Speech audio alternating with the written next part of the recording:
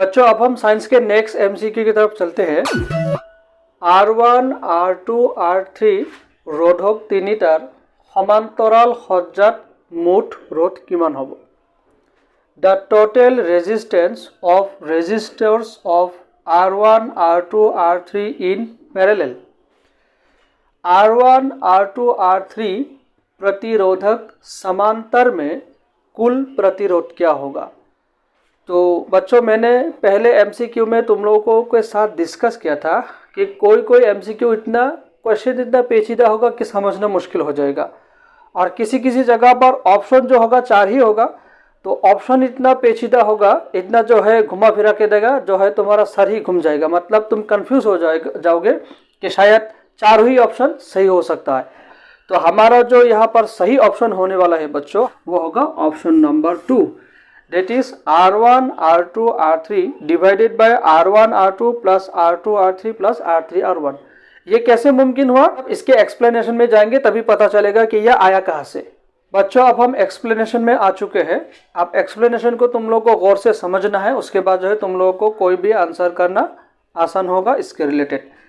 तो हम लोग सभी जानते हैं कि इलेक्ट्रिसिटी के चैप्टर में जो प्रतिरोधक को मतलब रेजिस्टर्स को जो सजाते हैं वो 2 तरीका होता है, एक होता है सीरीज और एक होता है पैरेलल। सीरीज मतलब मान लो ये एक रेजिस्टर है, मतलब ऐसे सीरियल हम सजाएंगे। और पैरेलल क्या होगा, यहाँ पर एक रेजिस्टर हो गया, यहाँ पर एक रेजिस्टर हो गया और यहाँ पर एक रेजिस्टर हो गया, ऐसे सीरियल सजाएंगे तो सीरीज होगा।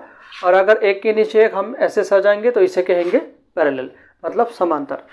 तो अभी समझना ये है कि सीरीज का तो बिल्कुल आसान है कि अगर 3 प्रतिरोधक 3 रेजिस्टर एक साथ जो है अगर सीरीज की तरफ सजाया जाए, सीरियल सजाया जाए, तो उसका जो होगा टोटल प्रतिरोध, टोटल रेजिस्टेंस, मतलब यहाँ पर क्योंकि ये सीरीज है तो आर के नीचे यहाँ पर हमने एस सिंबल लगाया है, तो टोटल रेजिस्टेंस क्या होगा, इन तीनों का समेशन। और उसी तरह जो है अगर पैरेलल हमने इस तरह से सजाया तो 1/Rp equal to 1/R1 plus 1/R2 plus 1/R3, ये पैरेलल जो सजावट है उसका मूल है। ये तो बाद में आया कैलकुलेशन करके, लेकिन तुम लोगों को मूल जो है समीकरण याद रखना है। तो यहाँ पर मैंने P क्यों लिखा, सभी हम सबको मालूम है कि पैरेलल है तो पैरेलल P फॉर पैरेलल, ठीक है ना।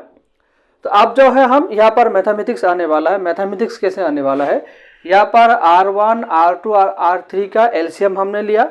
R1 से अगर हम इन तीनों को काटे तो रह जाएगा R2, R3।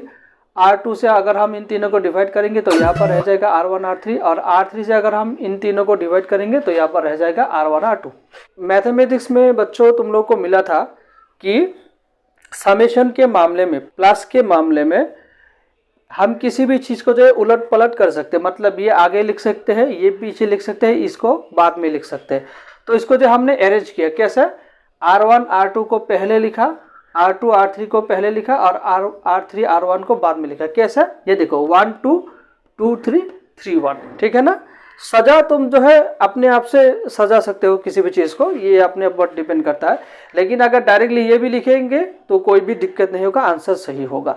तो उसके बाद क्या हुआ कि हम मैथमेटिक्स में और एक जो है फॉर्मूला था एकांतर क्रिया, ऑल्टरनेट एक्शन, इसको हम यहाँ पर लाएंगे और इसको हम यहाँ पर लाएंगे, मतलब एक्सचेंज करेंगे, और इसको हम यहाँ पर लाएंगे, इसको हम यहाँ पर लाएंगे। तो हमने वही किया, R1, R2, R3 को ऊपर लाया और इसको हम नीचे लाया। उसके बाद Rp को हम यहाँ पर ऊपर ले गए, 1 को नीचे ले गए।